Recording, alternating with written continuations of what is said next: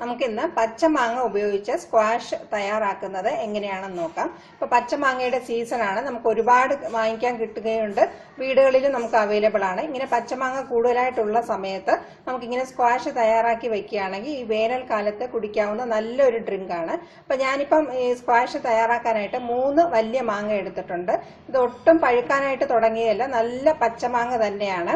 അപ്പോൾ ഇങ്ങനെയുള്ള മാങ്ങ വേണമെങ്കിലും എടുക്കാം, ചെറുതായിട്ടൊന്ന് പഴുത്തു തുടങ്ങിയ മാങ്ങ വേണമെങ്കിലും സ്ക്വാഷിന് ഉപയോഗിക്കാം. അപ്പം നമ്മൾ എടുക്കുന്ന പഞ്ചസാരയുടെ അളവിലായിരിക്കും പുളിക്ക് അനുസരിച്ച് വ്യത്യാസം വരുന്നത്. ബാക്കി റെസിപ്പി എല്ലാം സെയിം ആണ് ഫോളോ ചെയ്യാനുള്ളത്. അപ്പം ഈ 3 മാങ്ങയും ഞാൻ നന്നായിട്ട് കഴുകിയെടുത്ത് തോല് ചെത്തിയിട്ട് ചെറിയ പീസായിട്ട് കട്ട് ചെയ്ത് കൊണ്ടുവരാം. ഇങ്ങനെ കട്ട് ചെയ്തെടുത്ത മാങ്ങ ഞാനൊരു പ്രഷർ കുക്കറിൽ ഇട്ട് കൊടുത്തിട്ടുണ്ട്. കുറച്ച് വലിയ പീസായിട്ട് തന്നെയാണ് കട്ട് ചെയ്തെടുത്തിരിക്കുന്നത്. ലൈറ്റ് മഞ്ഞ കളർ വന്നിട്ടുണ്ടെങ്കിലും ഇതിന് നല്ല പുളിയുണ്ട്, ഒട്ടും മധുരം വന്നിട്ടില്ല. ഇനി ഈ മാങ്ങയിലേക്ക് നമുക്ക് ചേർത്ത് കൊടുക്കാനുള്ളത് വെള്ളമാണ്. ഞാനൊരു 2 കപ്പ് വെള്ളം ചേർത്ത് കൊടുക്കുകയാണ്. ഈ വെള്ളവും കൂടെ ചേർത്ത് കൊടുത്ത് നമുക്ക് ഈ കുക്കർ അടച്ചു വെച്ച് മീഡിയം ഫ്ലെയിമിൽ 2 വിസിൽ വെച്ച് ഇതൊന്ന് വേവിച്ചെടുക്കണം. മീഡിയം ഫ്ലെയിമിൽ വെച്ച് വേവിച്ചെടുക്കുക. വെള്ളവും അപ്പോൾ ഞാൻ 3 മാങ്ങ എന്ന് പറഞ്ഞിട്ടുണ്ടെങ്കിലും ഇപ്പൊ ഇതിനേക്കാളും ചെറിയ സൈസാണ് എടുക്കുന്നതെങ്കിൽ ഒരു 1.5 ഗ്ലാസ് വെള്ളം ഒഴിക്കുക. ഇതിന് വലിയ മാങ്ങയാണെങ്കിൽ ഒരു 2 കപ്പിൽ കൂടുതൽ 2-2.25 കപ്പോളം വെള്ളം ചേർത്ത് കൊടുക്കുക. ഒരു അളവ് അഡ്ജസ്റ്റ് ചെയ്ത് വെള്ളം ചേർത്ത് കൊടുത്ത് നമുക്കിതൊന്ന് വേവിച്ചെടുക്കാം. കുക്കറിൽ 2 വിസിൽ വെച്ച് മാങ്ങ വേവിച്ചെടുത്തിട്ടുണ്ട്. ഇപ്പൊ നന്നായിട്ട് ഇത് തണുത്തിട്ടുണ്ട്. തണുത്ത് കഴിയുമ്പം ഇതുപോലെയാണ് ഇരിക്കുന്നത്. ഇങ്ങനെ ഒരുപാട് വെള്ളമൊന്നുമില്ല, നന്നായിട്ട് വെന്തിട്ടുണ്ട്. ഇങ്ങനെ സോഫ്റ്റ് ആയിട്ട് കിട്ടണം. നമ്മൾ ഒരുപാട് വെള്ളം വെക്കുകയാണെങ്കിൽ ഇത് ഒരുപാട് അങ്ങ് ലൂസായി പോകും. അപ്പൊ നമുക്ക് പിന്നെയും ഇതിനെ തിളപ്പിച്ച് വറ്റിക്കേണ്ടി വരും. അപ്പൊ ഈ ഒരു കൺസിസ്റ്റൻസിയിൽ തയ്യാറാക്കി എടുക്കാം. ഇനി നമുക്ക് ചെയ്യാനുള്ളത്, നല്ല തണുത്തിട്ടുണ്ട്, തണുത്തതിന് ശേഷം മാത്രമേ മിക്സിയിലിട്ട് അടിച്ചെടുക്കാവൂ. ഇപ്പൊ നല്ല തണുത്തത് കൊണ്ട് ഞാനിത് മിക്സി ജാറിലിട്ടൊന്ന് അടിച്ചെടുക്കാൻ പോവുകയാണ്. മാങ്ങ നന്നായിട്ട് അരച്ചെടുത്തിട്ടുണ്ട്. ഇതുപോലെ നല്ല സ്മൂത്ത് ആയിട്ടും തിക്കായിട്ടുമാണ് അരച്ചെടുത്തിരിക്കുന്നത്. ഇനി നമുക്ക് ചെയ്യാനുള്ളത് ഇതൊന്ന് മെഷർ ചെയ്ത് നോക്കണം. അപ്പൊ ഞാനിത് മെഷർ ചെയ്ത് നോക്കിയപ്പോൾ നമ്മുടെ സ്റ്റാൻഡേർഡ് മെഷർമെന്റ് കപ്പിന്റെ 5 കപ്പ് ഞാനിത് അളന്നെടുത്ത് വെച്ചിട്ടുണ്ട്. അപ്പൊ ഇതുപോലത്തെ സ്റ്റാൻഡേർഡ് കപ്പിന് ഒരു 5 കപ്പാണ് ഞാൻ അളന്നെടുത്ത് വെച്ചിരിക്കുന്നത്.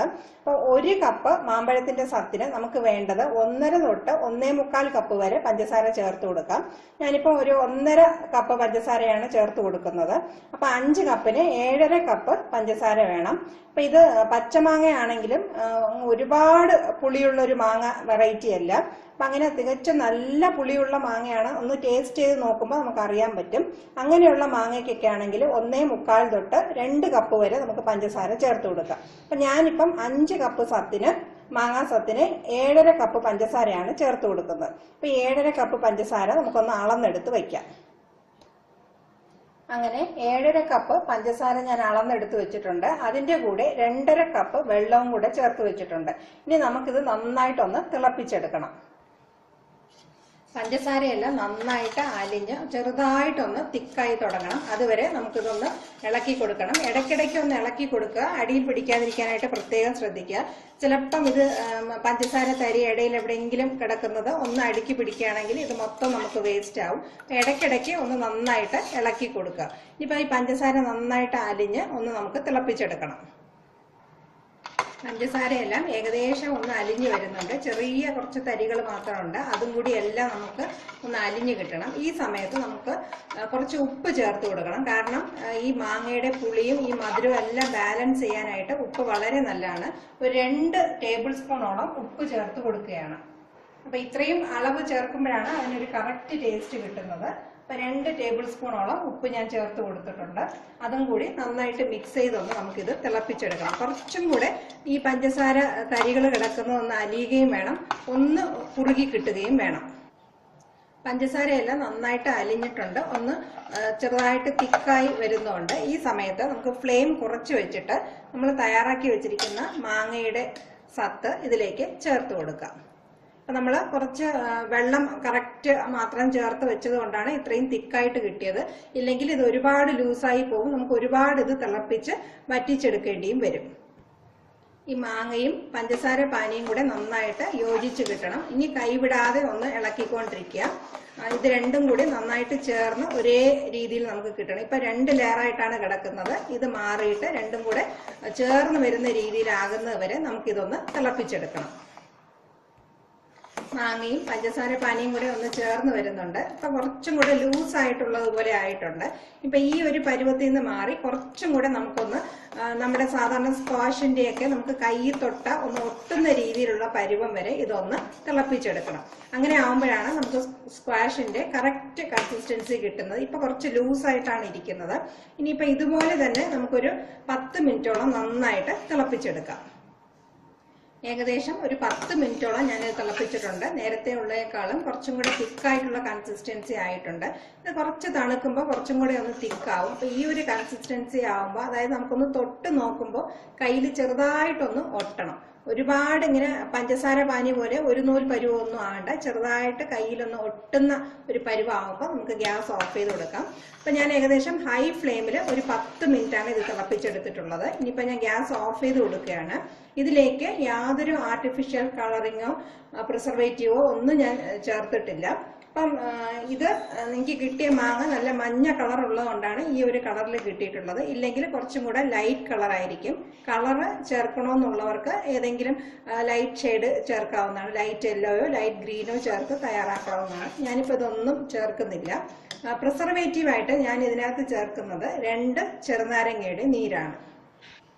ഗ്യാസ് ഓഫ് ചെയ്ത് കൊടുത്തതിന് ശേഷം 2 ചെറുനാരങ്ങയുടെ നീര് ഇതിലേക്ക് പിഴിഞ്ഞു കൊടുക്കുകയാണ്. ഈ ഒരു ചൂടുള്ളപ്പോൾ തന്നെ ചേർത്ത് കൊടുക്കുക. 2 ചെറുനാരങ്ങയുടെ നീരും ചേർത്ത് കൊടുത്തതിന് ശേഷം നമുക്ക് നന്നായിട്ടൊന്ന് മിക്സ് ചെയ്തെടുക്കാം. ഇനി ഇത് നല്ലതായിട്ട് നമുക്ക് റൂം ടെമ്പറേച്ചർ ആകുന്നത് വരെ വെയിറ്റ് ചെയ്യണം. നല്ല തണുത്തതിന് ശേഷമാണ് നമ്മളിത് അരിച്ചെടുക്കുന്നത്. അപ്പം ഈ ഫൈനൽ സ്റ്റേജിൽ അരിച്ചെടുക്കുന്നതിന് പകരമായിട്ട് മാങ്ങയുടെ സത്ത് അരിച്ചെടുത്ത് വേണമെങ്കിലും ചേർക്കാം. പക്ഷെ അതിനേക്കാളും ഇത് കുറച്ചും കൂടെ എളുപ്പമുള്ള മെത്തേഡാണ്. അപ്പൊ സത്തായിട്ടിരിക്കുമ്പോൾ കുറച്ച് തിക്കായിട്ടിരിക്കുമ്പോൾ നമുക്കത് അരിച്ചെടുക്കാൻ ബുദ്ധിമുട്ടായിരിക്കും. അപ്പൊ ഈ ലാസ്റ്റ് സ്റ്റേജ് ആയി കഴിഞ്ഞതിന് ശേഷം നമുക്കിത് അരിച്ചെടുക്കുന്നതായിരിക്കും എളുപ്പം. കാരണം നമ്മൾ ഈ അരച്ചെടുത്തതിൽ ചെറിയ തരികളോ ചില നാരുള്ള മാങ്ങയാണ് ഉപയോഗിക്കുന്നതെങ്കിൽ അതെല്ലാം നമുക്ക് കുടിക്കുന്ന സമയത്ത് ഒരു ബുദ്ധിമുട്ടായിരിക്കും. അപ്പൊ ഇത് നന്നായിട്ട് തണുത്തതിന് ശേഷം നമുക്ക് അരിച്ചെടുത്ത് കുപ്പികളിലാക്കി ഉപയോഗിക്കാവുന്നതാണ്. പിന്നെ ഇത് തണുത്തതിന് ശേഷം അരിച്ചെടുക്കുന്നത് ഞാൻ കാണിക്കാം. തണുത്ത സ്ക്വാഷ് നമുക്കൊരു അരിപ്പിലൂടെ ഇങ്ങനെ അരിച്ചെടുത്ത് ഉപയോഗിക്കാവുന്നതാണ്. ഇനി ഈ അരിച്ചെടുത്ത് വെച്ചിരിക്കുന്നത് നമുക്ക് കുപ്പികളിലാക്കി സൂക്ഷിച്ച് ഉപയോഗിക്കാവുന്നതാണ്. തയ്യാറാക്കി വെച്ച സ്ക്വാഷ് ഞാനിങ്ങനെ ബോട്ടിലാക്കി വെച്ചിട്ടുണ്ട്. ബോട്ടിൽ നന്നായിട്ട് ക്ലീൻ ചെയ്ത് ഉണക്കിയതിന് ശേഷം വേണം സ്ക്വാഷ് ഒഴിച്ച് വെക്കാനായിട്ട്. എനിക്കിപ്പോൾ ഏകദേശം ഇതുപോലെ 2.5 ബോട്ടിൽ, അതായത് 2 ലിറ്ററോളം സ്ക്വാഷ് കിട്ടിയിട്ടുണ്ട്. നമ്മൾ എടുക്കുന്ന മാങ്ങയുടെ സത്തിന്റെ അളവിനനുസരിച്ചായിരിക്കും നമുക്ക് സ്ക്വാഷ് കിട്ടുന്നത്. ഇനി ഈ സ്ക്വാഷിൽ കുറച്ച് വെള്ളം ചേർത്ത് നമുക്ക് തയ്യാറാക്കാം. ഈ തയ്യാറാക്കി വെച്ച സ്ക്വാഷ് തന്നെ ഞാൻ 4 രീതിയിലായിട്ട് ട്രൈ ചെയ്തിട്ടുണ്ട്. അപ്പൊ ആദ്യത്തെ എന്ന് പറയുമ്പോൾ നമ്മൾ സ്ക്വാഷ് ആവശ്യത്തിന് മധുരത്തിനനുസരിച്ച് എടുക്കുക. അതിലേക്ക് നല്ല തണുത്ത വെള്ളവും കൂടി ചേർത്ത് മിക്സ് ചെയ്തെടുക്കുകയാണെങ്കിൽ നമ്മൾ സാധാരണ കുടിക്കുന്ന സ്ക്വാഷ് പോലെയാവും. വെള്ളത്തിന് പകരമായിട്ട് നമുക്ക് സോഡ ഉപയോഗിച്ച് തയ്യാറാക്കാം. അതുപോലെ നമ്മൾ മിൽക്ക് ഷേക്ക് തയ്യാറാക്കുന്നത് പോലെ പാല് കാച്ചിയിട്ട് നന്നായിട്ട് തണുപ്പിച്ചെടുത്ത് വെച്ചിട്ട് ഈ സ്ക്വാഷ് ആവശ്യത്തിന് മധുരത്തിന് അനുസരിച്ച് ചേർത്ത് മിക്സിയിലിട്ട് നന്നായിട്ട് അടിച്ചെടുക്കുകയാണെങ്കിൽ നല്ലൊരു മിൽക്ക് ഷേക്ക് തയ്യാറായി കിട്ടും. പിന്നെ നമുക്ക് നമ്മൾ ഈ സ്ക്വാഷിന്റെ കൂടെ കുറച്ച് വെള്ളവും ചേർത്ത്, അതായത് നമ്മൾ ഈ കുടിക്കുന്നത് പോലെ തയ്യാറാക്കാതെ കുറച്ച് വെള്ളം കുറവായിട്ട് ചേർത്ത് മധുരം ഒന്ന് ചെക്ക് ചെയ്തിട്ട് നമുക്ക് പോപ്സിക്കിൾ പോലെയും തയ്യാറാക്കി എടുക്കാവുന്നതാണ്. അപ്പോൾ ഈ പച്ചമാങ്ങ നമുക്ക് ഇഷ്ടം പോലെ കിട്ടുന്ന സമയത്ത് ഇതുപോലെ സ്ക്വാഷ് തയ്യാറാക്കി വെക്കുക. വീടുകളിലുള്ളവര് പച്ചമാങ്ങ പാഴാക്കാതെ ഇതുപോലെ സ്ക്വാഷായിട്ട് തയ്യാറാക്കി വെക്കുകയാണെങ്കിൽ നമ്മൾ ബോട്ടിലൊക്കെ നന്നായിട്ട് സ്റ്റെറിലൈസ് ചെയ്ത് വെക്കുകയാണെങ്കിൽ നമുക്ക് കൂടുതൽ ദിവസങ്ങളിൽ ഇത് ഉപയോഗിക്കാവുന്നതാണ്. ഇതെല്ലാവരും തീർച്ചയായിട്ടും ഒന്ന് ട്രൈ ചെയ്ത് നോക്കുക.